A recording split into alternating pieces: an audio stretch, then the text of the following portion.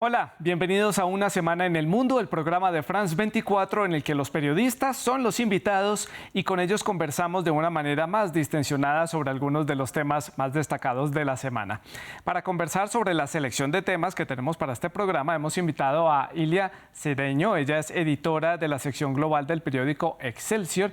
Ella se conecta desde la Ciudad de México. Ilia, bienvenida. Gracias por estar con nosotros y ¿qué tal termina usted su semana? Bienvenida. Muchas gracias, Santiago. Gracias a todos los que nos escuchan. Pues sí, una semana muy agitada en materia periodística.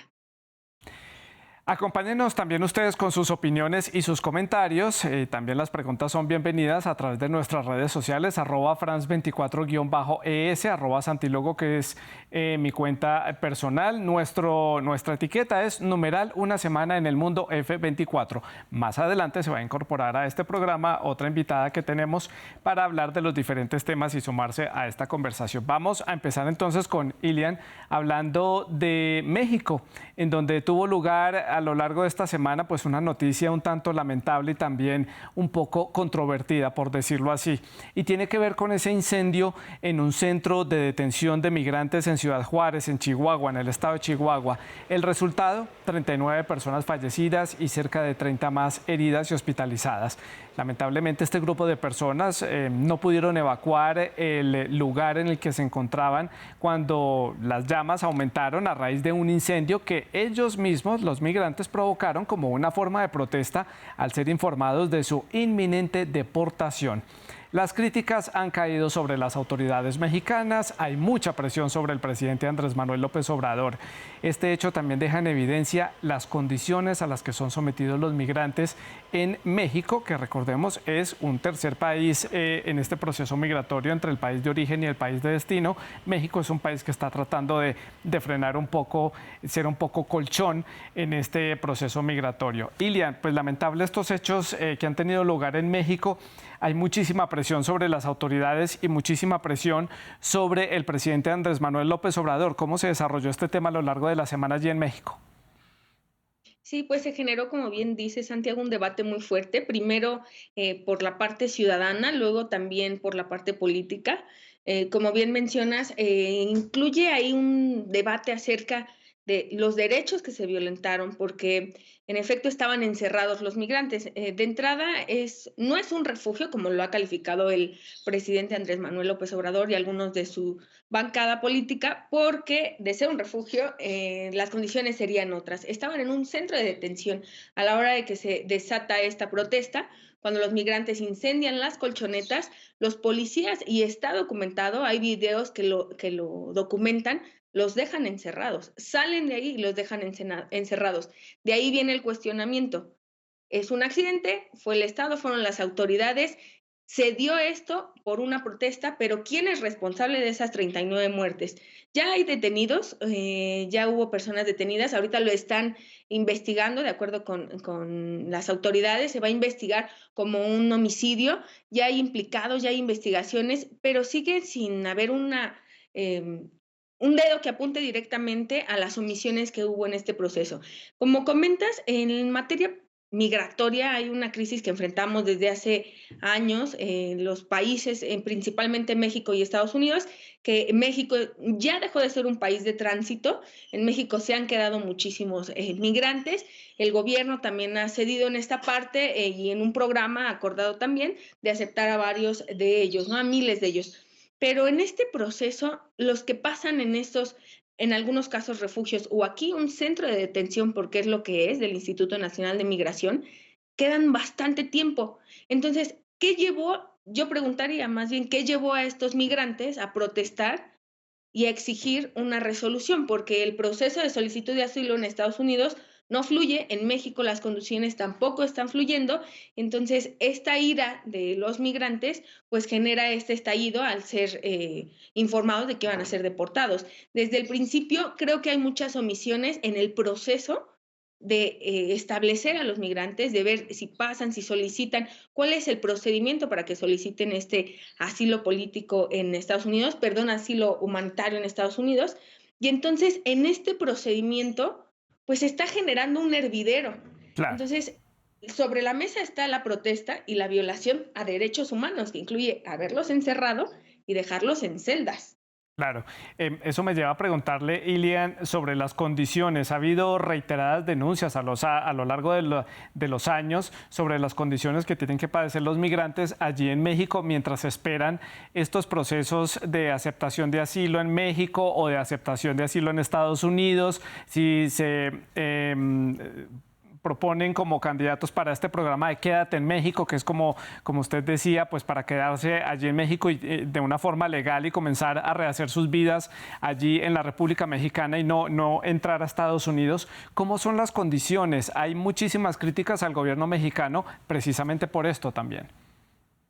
Sí, por supuesto. Y dentro de la bancada oficialista como de la oposición, principalmente organizaciones civiles han cuestionado las condiciones. Vimos hace algunos años, no sé si recuerdes, Santiago, en el sur del país, albergues que tenían pues condiciones pues ya deplorables. Habían decenas de migrantes, la capacidad estaba rebasada, aunque sí se les ha brindado lo básico, cuentan con alimento y el proceso, asesoría legal, jurídica también se les brinda, pues también el hacinamiento que ya se está viviendo en esos albergues, pues no es el óptimo para que puedan estar ahí más de un mes, 2 meses. Hay casos en los que han permanecido hasta 2 años. Y entonces ahí vemos niños, hay bebés también, hay mucho recurso que se está invirtiendo en algunos de estos albergues para proporcionar asesoría. Hay ONGs que se han acercado. Esta es la parte buena también que hay que destacar. Hay ONGs que se están acercando, que asesoran principalmente a las mujeres, a los niños, que son los que pueden tener esta agilización del proceso para que puedan llevar su solicitud tanto en Estados Unidos como mencionas aquí en México. Pero sí se ha cuestionado mucho la violencia que se ha vivido en muchos de esos centros, Claro. como lo vimos en el sur, cuando había enfrentamientos. Y también hay que cuestionar en esta parte, cuando se juntan tantas emociones en migrantes que buscan una nueva o mejor condición de vida, necesitamos personal capacitado que pueda lidiar con estas emociones y este juego y desesperación, porque entonces han enviado a guardias nacionales, a oficiales de seguridad que no están capacitados para tratar la parte emocional de personas que buscan una mejor condición de vida, y es cuando hemos visto estos enfrentamientos, Claro. porque un agente de seguridad está adiestrado para ello, para garantizar seguridad, no para procesos legales, ¿no? Eso que dice Ilian de las emociones es muy importante porque recordemos que muchas de estas personas vienen de hacer travesías sumamente exigentes, de vivir episodios sumamente fuertes y traumáticos, sobre todo aquellos que vienen desde Sudamérica y atraviesan el tapón del Darién, que es un punto sumamente complicado que cobra la vida de cientos de personas en esa travesía desde Colombia hasta Panamá. No todos ellos llegan de países como Guatemala, Honduras, que son países, bueno, en el caso de Guatemala pues tiene frontera común con México y la travesía es un poco más corta. Para otros incluso comienza del otro lado del Atlántico, en las costas africanas, cuando tratan de llegar hasta las costas de Sudamérica y empiezan su travesía para llegar a Estados Unidos. Ilian, esto me lleva a preguntarle sobre esa política de Quédate en México.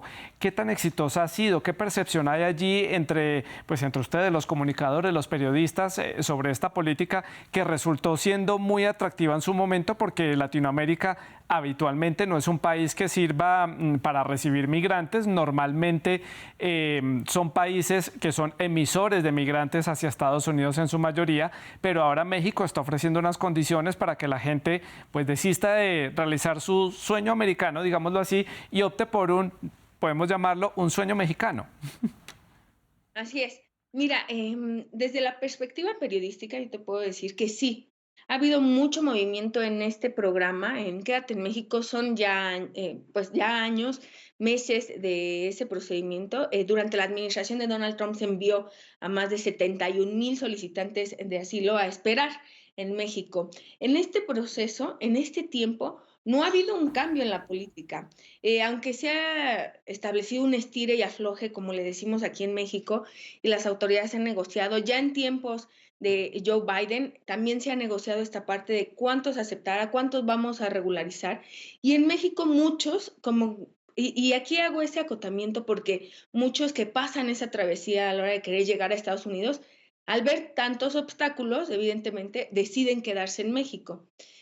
El quedarse en México, la solicitud, aunque pareciera o que la hacen ver como algo sencillo, no lo ha sido. Entonces, en este proceso, en este camino, por también quedarse en México, miles de personas lo han logrado. Hemos visto, principalmente se han asentado en la Ciudad de México.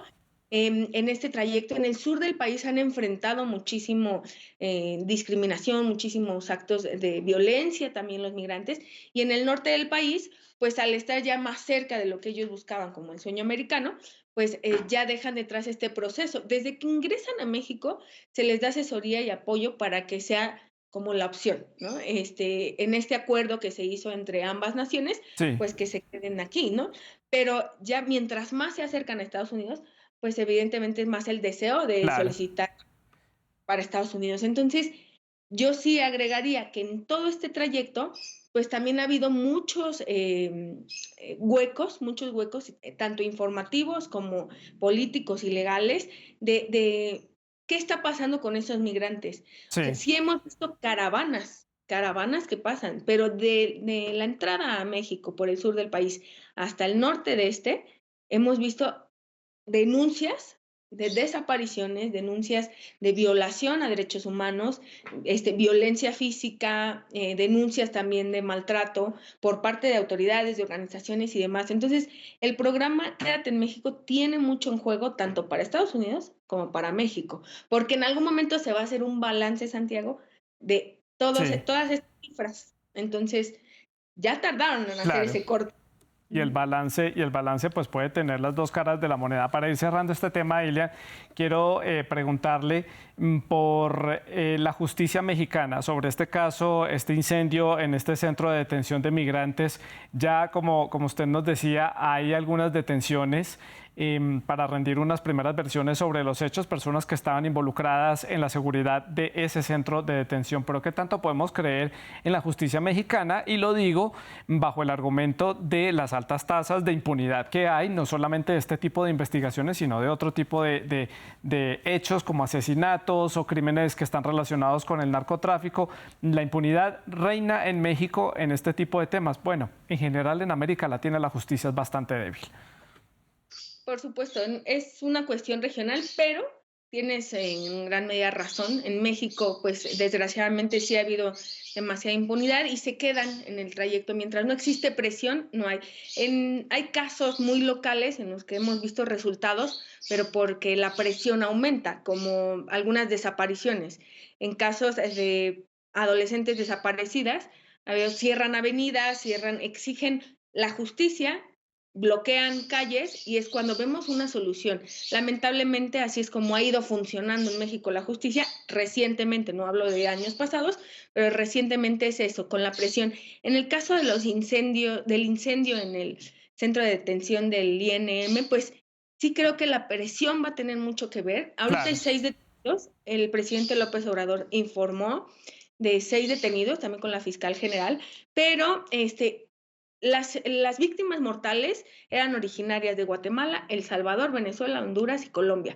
Tenemos ahí a varios países que pueden hacer presión. Considero que sí, si no sube esta presión y no se exige esa justicia, Sí. podríamos ver otro caso de impunidad, Por pero si ahora, se países y exigen esa solución, podría tener y debe tener, porque ya involucró también claro. a organizaciones internacionales, ¿no? Por Solución. ahora, el único país que ha dado una respuesta rápida ha sido Guatemala, justamente porque la gran mayoría de los fallecidos, lamentablemente, son nacionales de ese país centroamericano. Ilian, vamos a dejar el tema de México hasta ahí, porque tenemos otros temas para desarrollar en nuestra agenda del programa, pero incorporamos también a nuestra conversación a Andrea Aguilar. Ella es editora internacional de Televisión Nacional de Chile, TVN, que se conecta desde la ciudad de Santiago. Andrea, bienvenida. Es un gusto para nosotros tenerla en el programa. ¿Y qué tal termina usted su semana allí en Santiago? Santiago, ¿cómo estás? Y para mí es un gusto también participar en el programa. Bueno, una semana que para yo creo que cualquier editor internacional ha estado demasiado movida, especialmente después de lo que pasó ayer con el expresidente Donald Trump. Así que ha sido, bueno, una semana pasada por toda cantidad de emociones, de coberturas. Recordemos también que había un tiroteo al principio de la semana. Entonces, toda una cantidad de noticias, digamos, internacionales bien impresionantes y bueno, obviamente todos enfocados en esos momentos en cuáles van a ser digamos, las perspectivas o las conclusiones de lo que va a llegar a ser el caso del expresidente en Estados Unidos. Justamente de ese tema quiero que hablemos, Andrea, porque esta semana pues hubo muchos anuncios importantes para un mandatario que está en oficio y para un expresidente, el expresidente Trump, que era el que estaba mencionando Andrea. Hablamos del presidente de Ecuador, Guillermo Lasso, quien rechazó las acusaciones que llevaron a que deba enfrentarse a un juicio político. Lasso indicó que dará la cara ante el país, pero eso sí, se declaró inocente de dichas acusaciones. Entre tanto, en Estados Unidos, y esto va en línea con lo que mencionaba Andrea, el expresidente Donald Trump será imputado penalmente por el pago de sobornos a la actriz de cine para adultos Stormy Daniels a cambio de su silencio. Aunque también el proceso habla de falsificación de documentos por parte de la defensa. También esto pues pasará su factura en términos judiciales. Lo paradójico de todo esto es que Trump no va a responder ante la justicia por quedarse con documentos oficiales que guardaba en su casa de Mar-a-Lago en la Florida, tampoco por la insurrección del Capitolio en la ciudad de Washington y tampoco por la desinformación que él provocaba a través de las redes sociales. Suena muy paradójico. Le doy la palabra a Andrea en Chile. Su opinión sobre este tema, lo paradójico que resulta ver a Trump acusado, sentado en el banquillo por pago de sobornos a una actriz de cine para adultos. Realmente es bien impresionante eso, Santiago, porque además recordemos que es un caso que viene desde hace 17 años atrás y que recién empezaba a hacer noticia en el año 2016. Bueno, en el año 2018 ya empieza obviamente toda la acusación formal, pero tú lo mencionabas, realmente es bien complejo entender por qué un expresidente de Estados Unidos no rinde cuentas ante la justicia por tema de evasión de impuestos, por los negocios de su familia, por lo que fue el asalto al Capitolio también, pero termina rindiendo cuentas por algo que finalmente no es él directamente involucrado, sino se sabe que el pago se habría hecho a través de Michael Cohen, que es el abogado. Realmente da para mucho que pensar de cómo funciona la justicia en este país y también que recordemos además estamos en un año previo a lo que va a ser toda la temporada de elecciones y parece que, no sé si ustedes han escuchado a nosotros en medios de Estados Unidos, pero le dicen como Don Teflón. Literalmente todas las opiniones, los procesos judiciales le resbalan a Donald Trump porque finalmente él termina pudiendo capitalizar lo que es el tema, en este caso, este pago a esta actriz porno y Sí. que finalmente no termina siendo más que como un corrillo o un chisme o algo que finalmente termina mandándola ante la justicia y vamos a ver obviamente el próximo martes si finalmente pudieron enfrentar cargos en Estados Unidos, realmente es, pero habla también de en qué punto está la justicia en Estados Unidos. Hoy le Claro, preguntaban de hecho a Biden qué pensaba él decía que no iba a hacer ningún tipo de comentarios, sí. entonces es realmente bien complicado cómo se está viendo en estos momentos la figura del expresidente Donald Trump y también cómo se va a ver de cara a lo que van a ser las elecciones del Claro, próximo año. sí. Ilian, en México, en Ciudad de México, creo que me suena mucho algo que dice Andrea y es cómo el presidente Trump, el expresidente Trump, resulta ser un personaje sumamente hábil en el manejo de las crisis, en el manejo de los medios de comunicación. Yo creo que sería el ejemplo perfecto de este dicho que dice que en la crisis está la oportunidad. Pese a que está en medio de esta tormenta judicial, él logra capitalizarlo a su favor. ¿Cómo lo vio usted, Ilian? Por supuesto, y no es la primera vez, como menciona Andrea, ha sabido utilizar esto y bajo su discurso de que se trata de una cacería de brujas en su contra, desde que trataron de imputarlo y se fue a juicio por la cuestión del Capitolio, pues ha sabido sacar raja política, le decimos en México, de esta situación y ha sabido capitalizar porque aunque sí DeSantis, el gobernador de Florida, le está dando batalla, incluso unas encuestas pues lo colocan por arriba de Trump en la intención de voto y por arriba también de Joe Biden, tenemos solo a DeSantis, entonces Trump sabe que ahorita tiene una nueva oportunidad de regresar a la Casa Blanca y está haciendo, como comenta Andrea, pues una suerte de crisis, ¿no? Entonces, él, desde el discurso en el que su abogada y abogados dicen que el martes por voluntad propia se presentará ante el jurado y el tribunal en Manhattan, ya está aprovechando. Recordemos que es un empresario y la visión de un empresario y un político de carrera es muy distinta.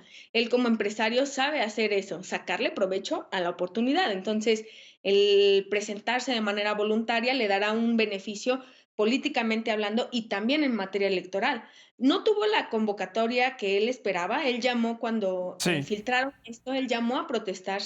Él llamó a sus seguidores a protestar y salir a las calles. Y en los días siguientes en los que se esperaba la votación y el veredicto ahí en este tribunal, pues al final no hubo el quórum que él esperaba. claro. Ayer no hubo protestas, entonces sí estamos viendo que él ha sabido matizar la situación, ha sabido aprovecharla, acusar una persecución y un obstáculo electoralmente hablando, pero también estamos viendo la pérdida de seguidores que está teniendo. Si hubiera sido el Donald Ilia, Trump de sí. 2016, estarían llenas las calles. Sería un escenario muy diferente. Andrea, aquí en los dos escenarios, tanto en Estados Unidos como en Ecuador, se habla de una posible persecución política. ¿Ustedes lo ven así? Claro que son dos escenarios distintos. Estamos hablando de un expresidente, un presidente en oficio que se enfrenta a un juicio político y otro simplemente a la justicia ordinaria. ¿Hay aquí persecución? ¿Ustedes notan indicios de persecución, como dice Andrea, de cara a esos comicios presidenciales en Estados Unidos, sobre todo?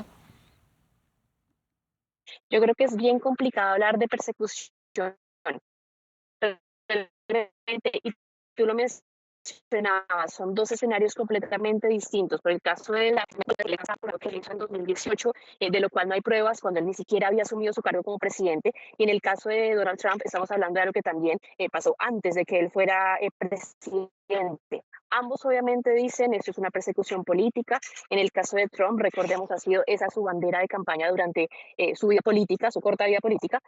Siempre ha dicho prácticamente que a él lo está persiguiendo. De hecho, en esos momentos todavía no ha reconocido la victoria de Joe Biden. En sus comunicados, a través de su red social Truth, él sigue insistiendo en que él fue el ganador de las elecciones, yo he sido el mejor presidente. Y también lo que decía Ilian, él ha capitalizado completamente esta crisis, diciendo, bueno, si esto me lo hacen a mí, se lo pueden hacer a cualquiera de ustedes, que es prácticamente la carta que él siempre juega y que seguramente le va a traer muchos réditos de cara a lo que van a ser las elecciones en 2024, porque gran parte de su electorado sigue creyendo que a él le robaron las elecciones en el 2020. Y finalmente esto y todo este show mediático que seguramente vamos a tener el martes, y que de hecho hay muchos medios en Estados Unidos que decían que él es un hombre al que le gusta esto, él sabe manejar el negocio. Incluso le había preguntado a sus hijos, a sus cercanos, a qué cámara miro, cómo lo hago, debería o no desfilar, debería o no mostrarme, todo este tipo. Y aparte Estados Unidos es un país en donde el show vende y seguramente van a tener la imagen del avión presidencial de Trump saliendo desde Mar-a-Lago hasta el tribunal de Manhattan. Lo que mencionaba también Ilian es importante. Él no tiene seguramente la misma fuerza en las calles que tuvo en lo que pasó en el asalto al Capitolio o los mítines enormes que vimos cuando él era candidato presidencial a las elecciones de 2020. Seguramente ha perdido algo de apoyo popular, al menos en las calles, pero sí vamos a tener todo este show mediático y vamos a tener que ver y que analizar qué va a pasar y ver si es finalmente una persecución o no, que yo entiendo que el término de persecución igual es bien politizado en el caso tanto de Lasso como de Trump, y creo que ambos en el fondo están tratando como de escurrir un poco el bulto, como decimos acá, frente a las redes penales que tienen, y en decir que esto no es mi culpa, sino que es culpa del partido opositor de turno, en el caso de Trump de los demócratas, en el caso de Lasso de la izquierda ecuatoriana, de que esto no es mi culpa, sino son ellos los que no me quieren dejar gobernar o son ellos los Sí, que no me quieren dejar presentar como candidato, claro. y tratan como de, digamos, judicial, que eso no lo Sí. vemos solamente en esos dos casos. Tenemos referentes en Argentina, tenemos referentes en Colombia, en cualquier parte de América Latina podemos encontrar ese tipo de casos. Así que yo creo que sí Claro. cabe la comparación, pero no hablaría como tal, como de persecución, como un término en el que podamos analizar si hay o no Claro. persecución política. Es el término que justamente ha dicho Trump en sus declaraciones en las últimas horas, por eso lo cito. Hay que decir, haciendo referencia a lo que menciona Andrea en su comentario, que claramente pues todo esto tiene que tener show. Donald Trump no da una puntada sin dedal, como dice el dicho. Hoy estoy lleno de refranes en el programa de hoy, nunca me pasa, pero hoy sí. Y tal parece que todo está fríamente calculado de cómo debe ser manejada su posición, su figura, cómo se muestra él ante los medios y ante los estadounidenses, porque hay que decirlo, Estados Unidos también está saliendo de esta crisis económica en donde todo esto pues también le da ratings a los medios de comunicación, la gente descarga información a través de las redes y también pues compran diarios en las calles para enterarse de qué es lo que está pasando. Esto también se vuelve un círculo vicioso a nivel económico. Para ir cerrando este tema, quiero hablar del caso de Ecuador, que también es muy importante lo que va a suceder allí. Le pregunto a Ilian, algunos analistas mencionan que hay temor en América Latina que Ecuador comience a vivir un proceso, digámoslo, de peruanización de la situación política, y es que el gobierno se ve afectado por esta gran separación que hay entre los dos extremos políticos, en una polarización inmensa, y haya una, no persecución, pero sí una seguidilla de presidentes que entran y salen del gobierno a raíz de todos estos juicios políticos que empiezan a fomentarse desde un lado o del otro a través de los parlamentos. Ecuador tiene muchísimos problemas a nivel interno, pero ¿cómo lo ve usted, Ilian? Sí, esos problemas internos que menciona Santiago tienen mucho que ver para determinar lo que va a venir en materia política. En Ecuador vienen de muchas crisis en materia de seguridad, por ejemplo, en los motines que se han dado en las cárceles, también ya no están dejando tranquila a la población. En cuestión política, hay algo que debemos destacar en contraste con otros procesos que se están viviendo, como el que mencionábamos en Estados Unidos. En el de Ecuador sí hay una oposición que está tomando nuevos eslabones, que está tomando fuerza. Bajo el mando, por así llamarlo, de Rafael Correa, tenemos mucho eco, ¿no? La asambleísta Viviana Veloz, que fue la que metió el pedido de juicio político contra Lazo, también está haciendo eco entre la población. Es muy importante en todos los países en el escenario político quién representa ese liderazgo de oposición. Y en el caso de Ecuador sí creo que también si Correa sabe capitalizar esta situación, el hartazgo de la población, el hartazgo que se está viviendo también, no solo en Ecuador, en el mundo entero por la cuestión económica que afectó a partir de la pandemia de COVID-19, pero si esa oposición sabe capitalizar los desaciertos en materia política, en materia de seguridad, en materia económica, van a poder hacer una presión unánime contra el gobierno. Lo que sí, aunque el asambleísta Veloz comenta que hay pruebas para acusar de malversación de fondos a Lazo, hay que esperar a ver en los próximos días, dicen que lo van a presentar la próxima semana, ver esas pruebas y de Claro. ahí determinar, tanto en cuestión mediática, pero sí principalmente en cuestión política, creo y me atrevería a decir que dependiendo de estas pruebas van a saber si le dan el golpe que quieren dar por parte de la oposición contra Lazo o se pierde y queda en ese intento de estar en descontento con un presidente y presionarlo para su salida, ¿no? Un Sí. juicio político que, como bien dice, lleve a un cambio y un cambio. No me arriesgaría a decir que se trate de un cambio de presidentes, pero sí uno en el que debiliten bastante a la izquierda de ese país. Pues lo de Ecuador apenas está empezando, los Estados Unidos está en desarrollo, ya veremos qué sucede a lo largo de los próximos días. Vamos a pasar a nuestro siguiente tema, ya vamos llegando al bloque final del programa. En otro escenario completamente diferente, vamos a hablar de esa tensión entre Rusia y Estados Unidos, porque Moscú arrestó al corresponsal del The Wall Street Journal, Iván Gershkovich, que fue arrestado por el Servicio Federal de Seguridad por presunto espionaje y fue detenido entonces por 1 mes y 29 días de manera provisional mientras avanza la investigación.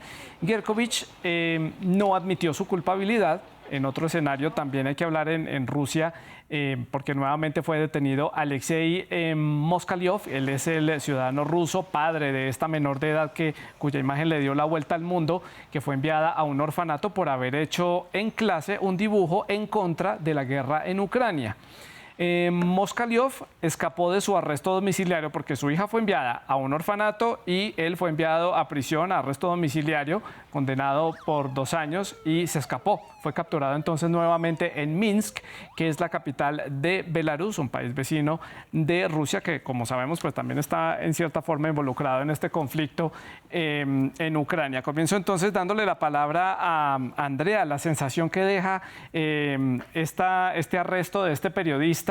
Hay muchísimos matices, se habla de una forma de censura, de simplemente fomentar la tensión con Washington.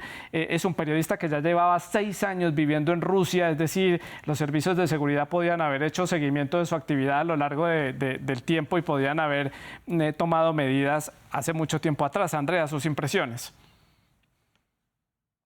Claro, finalmente tú tocas ahí un punto importante y es que él es un periodista que estaba investigando la industria militar en Rusia. Entonces, como que eso se ha calificado de espionaje, nos habla del fenómeno de lo que es prácticamente la criminalización de informar en Moscú. Y de eso tenemos que empezar a hablar desde que parte, obviamente, la guerra, que se tienen que ir prácticamente todos los periodistas de medios occidentales de Moscú, o que tienen que empezar a informar con más cuidado, empiezan a ser perseguidos. Y lo que estamos viendo justamente con este caso del periodista de Wall Street Journal es prácticamente criminalizar el hecho de informar. Ya el mismo periódico, el Wall Street Journal, ha dicho que no tiene nada que ver, que no hay una labor de espionaje.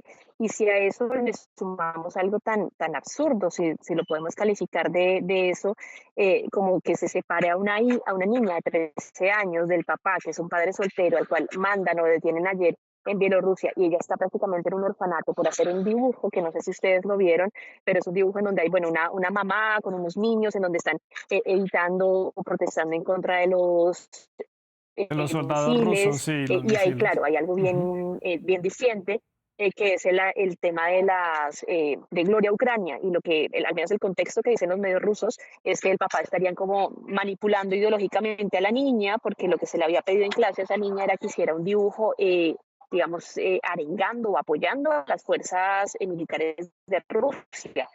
Entonces creo que también ambos casos nos hablan de el hecho de lo mucho que le molesta al gobierno de Vladimir Putin la disidencia, que lo hemos visto en todos los casos. No hay que ir muy lejos para encontrarnos con escenarios como el de Navalny. Cualquier persona, cualquier opositor, cualquier voz disidente que se atraviese al Kremlin va a ser silenciada. Creo que Claro. Sí. Ilian, ¿su opinión? Sí, bueno, yo separaría ambos casos, pero sí en el primero, en la detención del periodista de Wall Street Journal, sí creo que hay una cuestión importante. Se da en el marco de las declaraciones amenazantes y en el amago de usar armas nucleares. ¿Por qué lo menciono? Porque recientemente, pues la fuerza de Rusia en Ucrania se ha perdido. Las batallas se concentran en Bakhmut, es una sola ciudad. Se perdió los objetivos que esperaba tener a corto plazo Vladimir Putin, no se han visto, y entonces en esta pérdida de fuerza está buscando nuevas estrategias. Se habla de una contraofensiva, pero empezó a dar ese discurso de materia nuclear. Se sumaron otros países, le proporcionó también armamento Irán, vino otra polémica, entonces Estados Unidos se pronunció. Y en este estira y afloja entre Estados Unidos y Rusia, pues se mencionó también la capacidad de responder por parte de Estados Unidos a estas amenazas, siempre y cuando no vulneren a su territorio, a sus fuerzas, etcétera. Sí creo que es importante que se dé esta detención y se acuse a un periodista de espionaje en materia militar, justamente después de tantos años, ¿no? La última vez que Rusia detuvo a un periodista por espionaje fue en Sí. 1986. No habíamos visto esta tensión en ambas naciones en materia periodística hasta ahorita, y aunque hubo otros casos de opositores que tocaron base en Estados Unidos, pues no se había acusado directamente por parte del servicio de inteligencia ruso de esta situación. Entonces sí creo que el telón de fondo de esta presión viene Claro. siendo el discurso nuclear que se está calentando en todo el mundo, no únicamente en Rusia, se está Sí. calentando en todo el mundo. La OTAN informó del aumento poco más de 1% del armamento nuclear en el mundo. Entonces hablamos de un contexto muy caliente, yo le llamaría, Santiago. Ilian, ¿qué temas están bajo la lupa? Rápidamente y muy puntual, por favor. Donald Trump, su eventual procedimiento el próximo martes, y por supuesto en una semana tan especial la salud del Papa Francisco, que ya fue dado de alta y visitó a algunos enfermos, pero la lupa sobre la Iglesia Católica estará puesta esta semana. Y sin duda, pues también la adhesión de Finlandia a la OTAN. Claro. Y Andrea, sus temas. Bueno, yo creo que son los mismos de los de cualquier editor internacional la próxima semana. Por el lado del martes, obviamente, ver qué va a pasar con el expresidente Donald Trump, ver cómo va a ser la salud del Papa durante esta semana, aunque hoy lo vimos mucho más recuperado de lo de la audiencia del miércoles, y seguramente también seguir en la pista lo que está sucediendo en Ucrania. Recordemos además que Finlandia se va a poder unir a la OTAN, así que también hay que Sí. estar bien atentos a qué pueda efectuar o qué pueda hacer, qué consecuencia pueda tener esta adhesión de Finlandia y qué respuesta va a tener finalmente de Rusia el hecho de que este país se sume también a la OTAN. Creo que sería como unas 3 líneas para la próxima semana. Y yo añadiría a esa lupa, añadiría ese cambio de política exterior que ha anunciado Rusia al final de esta semana, que le da un nuevo enfoque anti-Occidente, anti-Estados Unidos. Hay que ver qué reacciones genera esto. Andrea Ilia, muchísimas gracias por estar con nosotros. Les recuerdo que la producción del programa estuvo a cargo de Laura Garzón y de Jennifer Guevara. También la producción de invitados estuvo a cargo de Tania Herrera. Muchas gracias. Pueden seguir dejando los comentarios a través de las redes sociales. Sigan con nosotros.